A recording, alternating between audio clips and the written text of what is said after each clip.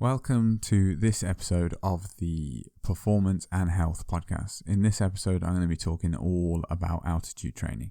So if you're just curious about altitude training and what the benefits are, or you're thinking about doing it yourself because you've got an event, or you're going to an event and you're unable to do any preparation, or maybe have a little bit of time and wondering what to do, then this is the episode for you. So altitude training in any of its many forms is endorsed by top athletes worldwide. Many of the very best cyclists from the UCI World Tour teams make their way to Tenerife in Spain as part of their seasonal preparations. But this isn't limited to cyclists. Particularly all elite endurance sports will have a portion of athletes using altitude training in their cycles. Cross-country skiers and teams may spend 1 to 2 weeks on the glaciers above Val Senoise in Italy in around October to prepare for the coming season. Kenyan runners may use Nyahururu up at 2,500 meters approximately, and GB rowing have been known to use Silvretta in Austria for their altitude camp. Boulder, Colorado and Mammoth Lakes also see a lot of action from US athletes looking to gain an edge in their upcoming season. So the purpose of this episode is to evaluate the effectiveness of altitude training and whether it is truly worth it for elites and sub-elite athletes. Now you may be wondering why altitude training is actually quite controversial, like to some extent. I thought it was kind of an open and shut case as to all circumstances. If you have the finances, you should go to altitude to improve performance across the board. On one hand, you have people arguing that acclimatisation to high altitude results in central and peripheral adaptations that improve oxygen delivery and utilisation. Additionally, hypoxic exercise may increase the training stimulus, thus magnifying the effects of endurance training. So just saying it's an extra stressor on top of the initial stress itself, so maybe you don't have to train at such high intensity to see the same results. And then on the other hand, you have people arguing that hypoxia at altitude limits training intensity, which in elite athletes particularly results in a relative deconditioning, especially in things like, say, for example, cycling, where the volumes used to achieve the training adaptations of between 20 and 30 hours a week are so large that any kind of reduction in that is just going to see a reduced fitness level. So whilst it is clear that adequate acclimatisation, or even better, being born and raised at altitude is necessary to achieve optimal performance at altitude, the key bit there being at altitude, scientific evidence does not support the effect after a return to sea level. Scientific evidence to support the effect after a return to sea level is yet to be proven unequivocal. So it's not without a doubt, if you know what I mean. So despite this, elite athletes continue to spend considerable time and resource training at altitude.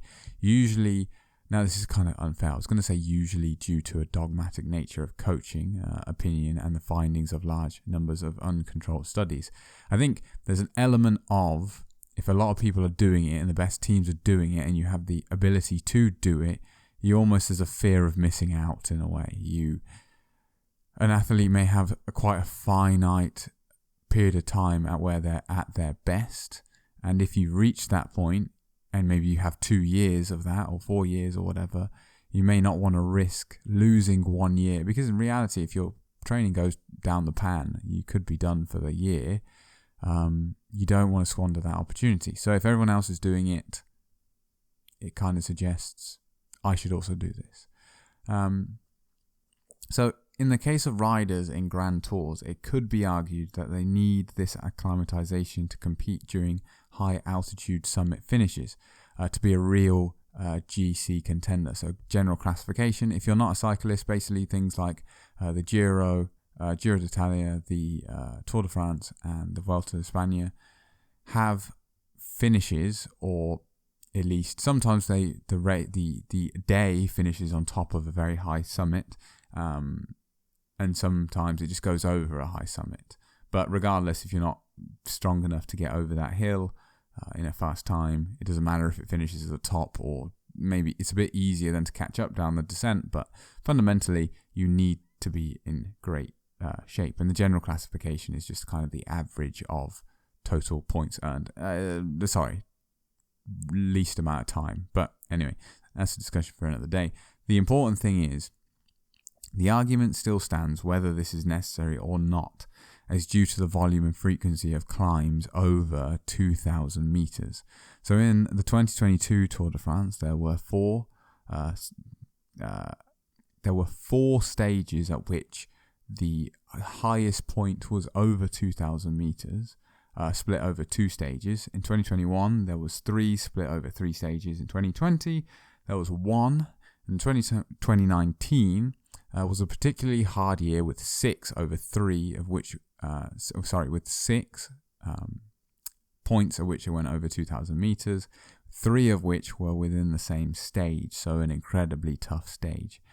For reference, 1,500 to 2,500 meters is considered intermediate altitude, and 2,500 to 3,500 is considered high altitude. Now, a lot of the work done isn't necessarily directed straight at endurance sports. A lot of this stuff, the reason why, like in cycling, obviously high altitude would be like 2,000 meters. But for someone doing a climbing like Everest or K2 or whatever, obviously that's not very high for them, and intermediate altitude now being at 2.5 to 3.5 kind of makes sense. So this episode, of course, is going to go quite deep into the effects of altitude in general. So it may be interesting for people who may just be going to compete at altitude, say for example, Leadville 100, because there's going to be quite a bit of information here that will support people who have both got the capability of training at altitude, maybe once in the year, or don't have it at all and are just trying to figure out how do they reduce the performance reduction that they are going to see by competing at altitude when they aren't already acclimatized. Okay, so how and why does altitude affect us? Air is a mixture of gases, and the principal gases are oxygen and nitrogen, whose summated partial pressure equal the barometric pressure. You may have seen barometric pressure on a weather station, and it's just simply the atmospheric pressure at wherever that weather station is. The concentrations are essentially constant over the Earth's various elevations. And so the amount of O2 in the atmosphere is about 20.93%. Most people would just say 21%. Remains constant at any given altitude. However, the surface of the Earth's oceans, which we'll call sea level, is also the bottom of an ocean of air. And air, unlike water, is compressible, which is the key concept here that will make this all kind of make sense as to why do people say there's less air at high altitude when the concentration is actually the same. So the partial pressure of O2, which is referred to as PaO2, in the atmosphere falls as barometric pressure falls. Therefore, the change in barometric pressure at high altitude is the basic cause of the decrease of the amount of oxygen, leading to hyperbaric hypoxia.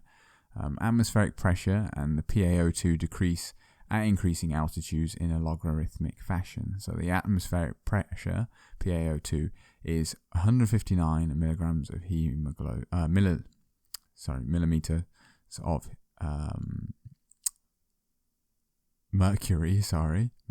mercury at sea level, and 53 millimeters of mercury on the summit of Mount Everest. The easiest way I find to understand this is looking at an engine with a turbo. When you add a turbo to an engine, you are not increasing the engine's displacement, yet there is more oxygen present within the cylinders, enabling you to add more fuel and therefore produce more power. Now that is effectively your body at sea level. When you inhale, the partial pressure means that in the same volume of air, there is a greater abundance of oxygen within that same volume because it's compressible. So the percentage of oxygen present is no different, but the actual amount of oxygen has increased, enabling the body to transfer more across into the blood and therefore use for fueling the muscles. Now, as you gain altitude, you effectively are like removing that turbo from the engine. Now, when you inhale, the same volume is still 21% of that is oxygen, but there is just a lower amount. There is less oxygen present in that volume because it is now under less pressure. Less atoms, molecules have been crammed into that space. They've just got more space. If you imagine each molecule as oxygen and nitrogen as tiny little balls, let's say, make it simple. They're tiny little balls of, let's say, jelly floating around. Now, when you're at higher altitude, there's just more space in between them. But there is still a ratio of 21% of those balls are oxygen. Whereas when you go down to sea level, more balls flood into that same space, but they simply are still in the same proportions. So that's what's happening there. When you inhale at high altitude, the lower pressure means that there is still 20% oxygen in your lung, but there's less of that oxygen present, if it kind of makes sense. Maybe look up a diagram or something if it doesn't make sense, but I think that's the easier way to look at it. You've got a turbo attached to you when you're at sea level, and the higher and higher you go, the less pressure that turbo is supplying until at Everest it's removed completely. And you better hope you have a high VO2max, otherwise you're going to struggle. Now, the question arises of what are the adaptations that actually result in us being better equipped to coping with high altitude. So the first I'm going to talk about is the ventilatory response. The most important feature of acclimatisation is an increase in depth and rate of breathing, which results in an increase in alveolar ventilation that may reach up to 5-fold of the values at sea level. This is achieved by hypoxic ventilatory response, which is also termed HVR. Ventilatory acclimatisation to hypoxia includes the time-dependent increase in HVR that occurs during hours or weeks of hypoxic exposure. Hyperventilation increases partial pressure of the alveolar and PaO2 and decreases the partial pressure of arterial CO2. Upon initial exposure to high altitudes, the vital capacity and residual lung volume are reduced. But after about 4 weeks of residency, the values are maintained to the level that is very comparable to the measures at low altitude and sea level. In a recent study, by Somers et al., measured vital capacity at different altitudes, and the results showed that there was no statistically significant difference in vital capacity values after the measurements are taken at 1,500, 3,200 and 4,200 meters during a 1 week long climbing to Mount Ararat, which is 5,138 meters at its summit.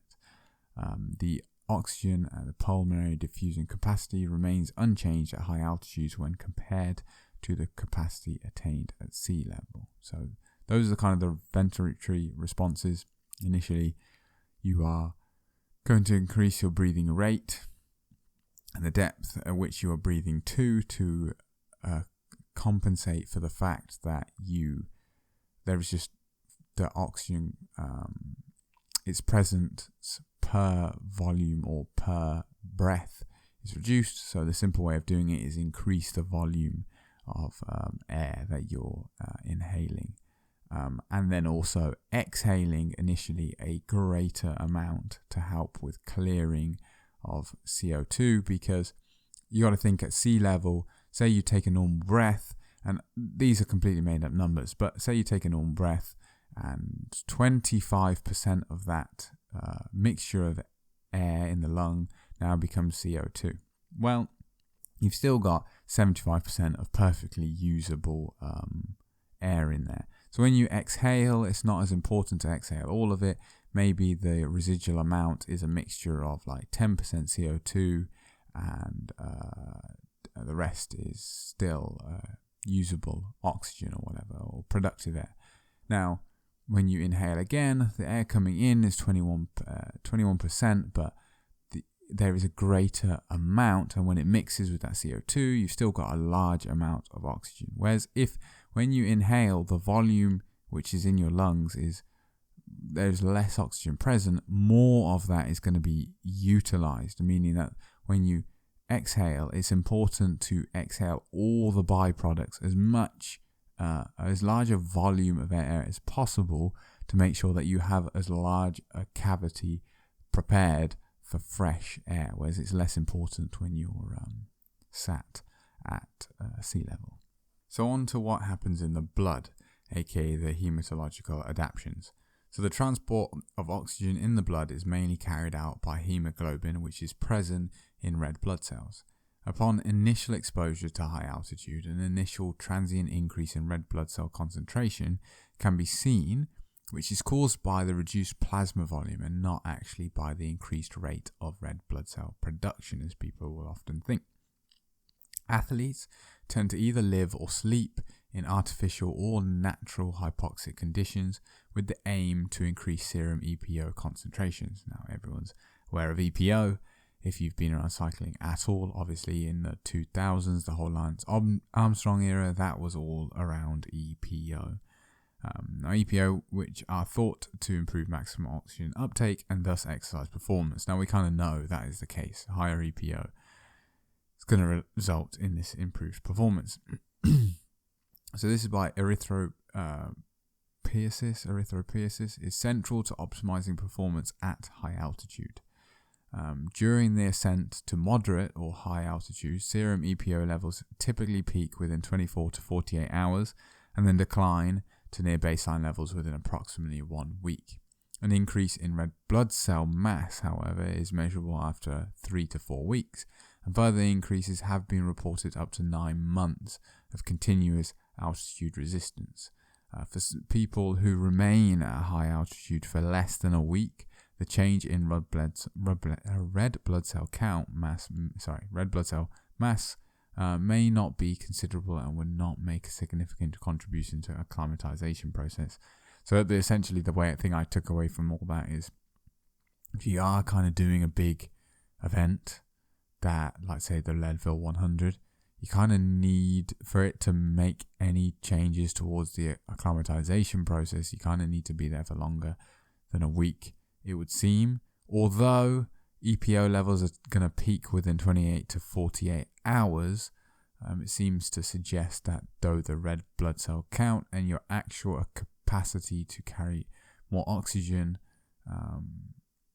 in response to this hypoxic environment is not going to be there with just a couple of days before a big event. So it's worth talking about cardiac output. So altitude also affects cardiac output, which is another determinant of oxygen delivery to the working muscles. Upon initial exposure to high altitude, the resting heart rate increases rapidly from, let's say, about 70 beats per minute, and in some people has been shown to elevate to as much as 105 beats per minute in an attempt to compensate for the reduced oxygen content of the blood. Simply, it's like your demand's gone up in a way. When your heart beats faster during exercise, it's because your demand's increased and you need to get more oxygen. Now, if just because your rate of inhalation and so on means there's less oxygen, your heart needs to do something about it, and beating faster is an option. Another important component that leads to the decrease in cardiac output is the reduce in stroke volume with acclimatization. So upon a prolonged exposure to altitude, stroke volume declines over time, stabilizing after about 1 or 2 weeks. While the factors responsible for this alteration in stroke volume are unknown, hypoxic pulmonary artery vasoconstriction and loss of plasma volume, which result in a reduced amount of preload, may play a role in the decline. Despite the fall in cardiac output that I've just mentioned, the performance of the heart is well maintained even at extreme altitudes. There is no electrocardiographic evidence of myocardial ischemia, and cardiac contractility as assessed by ultrasound is well maintained despite the extreme conditions. So during Operation Everest 2, is a study that was conducted on individuals. The function was appropriate for the level of work performed, and cardiac output was not limiting factor for performance. Clearly, in an environment like that where you are performing submaximal work, the ceiling of the heart in its sort of maximal heart rate isn't really going to be an issue. In a cycling or running or athletic environment where really your ceiling, your cardiac output is critical, and a component of that is obviously heart rate. If your baseline is now already 105 beats per minute just to walk about or sit down even and function, clearly this is going to be it's like adding a massive offset. So before you had, say, 120 beats effectively of headroom to play with, now that's been cut by like 30 or 40 beats. Imagine if whenever you went out for a ride or a run, if someone just said, say your maximum heart rate is 190, say someone said to you at 170, you can't push any harder, and if it goes over 170, you need to bring it back down. A bit like almost doing zone 2 in a way. Imagine that was your max output, and that's effectively what's happening at altitude. So that's the non-training related and training related adaptations kind of covered. So this is the point going forward where this is going to be much more specific to athletic performance, and less so the general concept, the general functions and how altitude works. So what about the duration and what altitude you need to actually be at? So you probably want to, say you've got the exam, you've got the opportunity, what do you do? So common sense would have you thinking that the higher the better for altitude training. The issue is that at higher altitude, the more factors that inhibit exercise performance are expressed. Above about 2,000 meters, acute mountain sickness can begin to set in, with some individuals suffering from this even at lower altitudes. The symptoms of acute mountain sickness, or AMS, are difficulty breathing, well, quite obviously, dizziness, fatigue, which isn't great when you're already probably fatigued from training, loss of appetite, vomiting and nausea. All these things are going to heavily inhibit your ability to train. I mean, if you're being sick, if you feel fatigued, if you've got no appetite so you can't refuel after training sessions, it's going to really impact you negatively. At altitudes above 4,500 meters, loss of muscle mass becomes more and more common. And the further you climb, the more training is inhibited, and an athlete may begin to detrain as a reduced training stimulus overcomes the stimulus from the altitude. That's kind of what I was saying earlier. If you are at 20 to 30 hours a week as a elite, like a semi-pro or pro athlete, say in cycling, then if you're now being knocked down to 15 hours a week, the stimulus from the altitude may not be enough to maintain your fitness, and although it's allowing you to become better adapted to altitude, it's not improving your actual overall performance. So there's a study where 39 competitive runners were randomly assigned to 4 weeks of living high, 2,500 meters, and training low, 1,250 meters. That was Group A. Group B was living high at 2,500 and training high at 2,500. And Group C, who were living low at 150 meters above sea level and training low, again 150 meters. They showed that although VO2max values significantly improved 5-kilometer race performance times by about 4% in the 2 altitude trained groups, the running velocity that corresponded to VO2max and the ventilatory threshold at sea level were significantly improved only in groups that lived high and trained low. An unusual finding was that the 5-kilometer performance was time was 31 seconds slower in the sea level control group, which would kind of point to the fact that the training stimulus was not absolutely controlled during the experimental period within this study.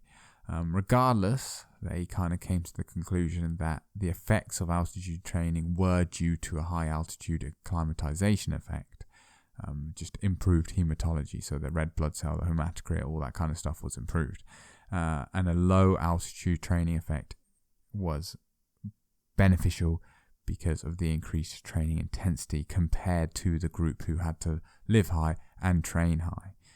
With this, the authors advocated that the practice of living high and training low as the optimal approach to altitude training. And this is where the concept of altitude homes comes from, where people sleep at altitude and then come down in altitude to train, in theory, to get the best of both worlds. You're getting the altitude adaptations, but you're also able to maintain your high training stimulus from the lower altitude training.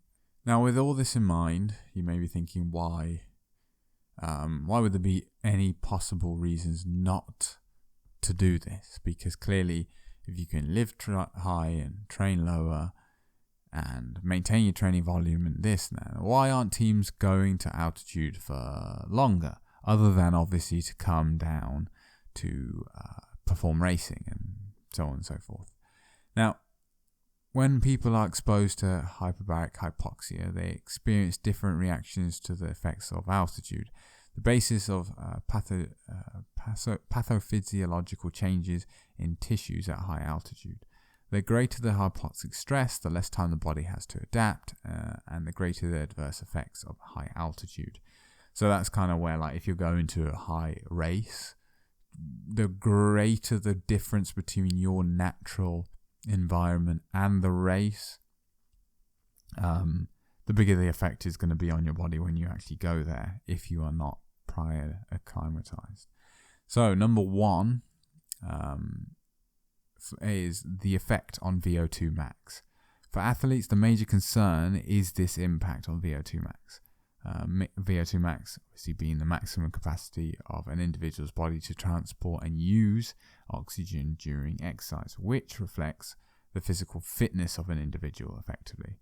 The point at which oxygen consumption plateaus defines the individual's maximal aerobic capacity.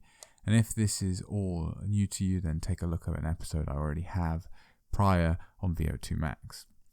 VO2 max begins to decrease significantly above altitudes of about 1,600 meters. For every 1,000 meters above that, VO2 max drops approximately 8 to 11%. At the summit of Everest, this is a kind of fun fact, at the summit of Everest, a sea level VO2 max of 62 mil per kg per min can drop to 50 mil per kg per min. Anyone with a VO2 max lower than 50 mil per kg per min would struggle to survive at the summit of Everest without supplementary oxygen. And I suppose this is why it's probably quite key to, I guess people do take supplementary oxygen, they take it in canisters, but I suppose the people who've done it without, I think there's maybe 2 or 3 people who've done it without it, to my understanding, maybe more now, but obviously you're going to have to be in pretty good physical shape, because, I mean, 62 mil per kg per min is pretty high, and 15 is not that much to work with, really, especially if you're carrying heavy gear, and you might be a heavy individual yourself. But obviously, because that is a relative value and corrected for mass, the 15 mil per kg per min is going to be the, it's accounting for mass already there. There are other, so just staying with VO2 max, this is kind of the key bit of why your training intensity is kind of reduced, is because you simply just have a lower VO2 max, so you're not stressing that system enough. Because your VO2 max, fundamentally, if you've trained the body to achieve, say, like 80, and then you go up to altitude and it's now 70, you're unable to stimulate the same systems that have enabled you to have an 80 at sea level. So that's where this kind of dilemma comes into place, and probably why altitude camps aren't just indefinite. So high altitude also has negative effects on muscle mass and structure. So sustained exposure to severe hypoxia has detrimental effects on muscle structure. Chronic hypoxia of altitude leads to a marked decrease in muscle fiber density, and similarly, there's a decrease in mitochondrial volume by up to 30%. Not great, obviously, for athletes who are relying heavily on both of these. The changes in mitochondrial volume are accompanied by significant decreases in the activity of enzymes responsible for aerobic oxidative metabolism and muscle oxidative capacity, and are found to be moderately reduced by exposure to altitude. During a study period of the Operation Everest 2 project, weight was found to be reduced by 7.4 kilograms, which contributed to overall 8.9% decline in the body weight of the individuals. In the same study, in 6 subjects, total muscle area of their thigh and upper arms was calculated via CT scans, and the results showed that a decrease of 13 to 15% respectively. Weight was reduced by an average of 5 kilograms in the study participants during the study period of the Operation Everest 3, which evaluated the long-term effects of hyperbaric hypoxia on appetite using a hyperbaric chamber and simulating the ascent of Everest during a 31-day period. They concluded that exposure to hyperbaric hypoxia appeared to be associated with a change in the altitude towards eating and with a change in attitude towards eating and with a decreased appetite and food intake. So possibly some of these things can be avoided if, say, at a training camp you are pulled and prodded to ensure you're eating quite a lot more food. But the mitochondrial volume seems to be irrelevant to that. And this is why simply doing a too long exposure to high altitude is not optimal. So you want to kind of limit it to a shorter period, maybe 2 to maybe even 4 weeks looks to be too much, given that the Operation Everest study was done over 31 days. Obviously at a higher altitude, but altitude nonetheless. So high altitude also has negative effects on sleep. Now, sleep is critical for humans in general and even more important when under heavy training loads. Sleep at altitude induces abnormal breathing patterns. This breathing pattern is called high altitude periodic breathing. It occurs even in healthy people at altitudes above 1,800 meters, and it may lead to sleep disturbances with frequent awakeness and feeling of lack of air.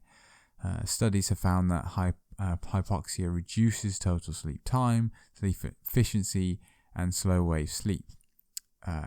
So studies have found that hypoxia reduces total sleep time, sleep efficiency, slow wave sleep, and rapid eye movement sleep, or REM sleep.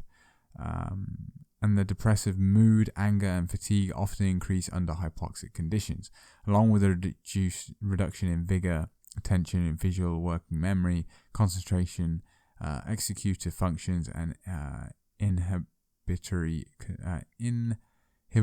control and mental processing speeds. With prolonged time at altitude, the irregular breathing may subside, but the reduction in sleep quality remains due to hypoxia. So essentially, sleep is going to be heavily hindered. You're not going to get as long a sleep. The sleep quality is going to be reduced. You're going to be frequently waking in all likelihood. And then as a result, I think a lot of the things that come after that, like the irritability, the lack of vigor, the just motivation being decreased, your cognitive capabilities are all likely linked to the fact that simply you haven't slept properly. And then if you're loading heavy training loads on it, that's going to make it worse. So maybe this is a thing where your first training camp is maybe not going to be that great, because these are all factors you're not necessarily prepared for, haven't experienced it before. So again, another reason why altitude training may not be essential, especially when earlier it's mentioned that the performance may not correlate to sea level as well as it does to just performing well at high altitude, meaning that if you are going to compete at sea level for all your events, maybe this isn't worth going through. Now finally, do natives have an advantage? This is the biggest handicap really, unfortunately, and so let's get into this. Something that needs to be addressed in all of this is the disproportionate running success of natives to high altitude destinations. Studies have shown that high altitude natives are characterized by a larger pulmonary diffusion capacity and adaptations in the structural and metabolic organization of skeletal muscle that results in higher coupling between ATP hydrolysis and oxidative phosphorylation. These, of course, are major factors that facilitate oxygen transport and utilization, so have a clear advantage in this area. The significance of these adaptations has been investigated in a series of investigations that have reported higher values for VO2max, power output, arterial oxygen saturation, and cerebral oxygen delivery during maximal exercise and decreased blood lactate and ammonia concentrations for a given submaximal work rate. So simply, these individuals have a higher VO2max, and not only do they have a higher VO2max, so a higher ceiling, they're just simply able to function better at higher values and for longer at higher values. So all positives. They can think better than you while they're exercising, they can exercise harder than you can, and they can exercise at a higher percentage of their maximal effort for longer than you can. And this is natives to high altitude. And this isn't at high altitude, this is just in general. So to the extent of which these physiological adaptations are acquired as a result of inheritance or hypoxia exposure due to their environment is not well defined currently. Recent studies have identified a major gene that enhances arterial oxygen saturation in sedentary Tibetan natives, obviously somewhere very high up. The physiological significance of this is that genetic adaptations to hyperbaric hypoxia resulted in improved oxygenation and resistance to subacute infantile mountain sickness. These adaptations were more pronounced in a cohort of Tibetan newborns whose ancestors has resided at altitude for 50,000 to 100,000 years, in comparison to Han newborns whose ancestors has resided at altitude for only about 45 years. In general, the findings from various studies suggest that lifetime, or perhaps even more importantly, generations of altitude exposure are responsible for the biological distinctiveness of high altitude populations, somewhat pointing to short exposure being less beneficial. Simply, if you've been born at sea level, your family has always resided at sea level, the benefits that you may get, this is why you see some of these people, like you've got in the US now, you've got Keegan Swenson, who clearly operates well at high altitude, but has come from high altitude and resided his whole life. So there's also in the sports gene by, I forget his first name, Epstein, there's a section on this showing that it seems to be during the preliminary years of life, the initial years, the cardiovascular system is simply more malleable and is able to adapt to this hypoxic environment. And simply when you get older, your ability to adapt to it and the benefits you see aren't anywhere near as prominent as they would be if you had grown up there, and even better, had family who had grown up there and their family had and their family's family had, and you get the point. So to finish this section, I'm going to give some stats. Since 1960, the percentage of Olympic medals won by native Highlanders in comparison to the rest of the world is as follows. At the 800 meter events, it's approximately 30%. At the 1500 meters, approximately 20%. 5,000 meters, approximately 45%. 10,000 meters, so the 10K is 50%. And the marathon, 34%. So clearly there is some advantage, but whether it's coincidental or as a result of another part of their physiology is unsure. But when, focusing on the fact of where they're born and whether this is at high altitude, clearly there is a correlation here that along these even at 800 meters is an aerobic activity, and they are clearly better equipped. Now, this could be some other part of their physiology, as I've said. It could be to do with limb length and musculature and tendons and all these other things, but it be, I suppose, coincidental for all those kind of bits of physiology to also coincide with populations that reside at altitude. So take it, to mean what you want. So to end, if you got this far, thank you for getting this far, but how would I approach altitude training? I think it depends on your sport. I mean, if you're elite, then you're probably listening to this just out of curiosity, and you kind of just have to do what your coaches and so on think.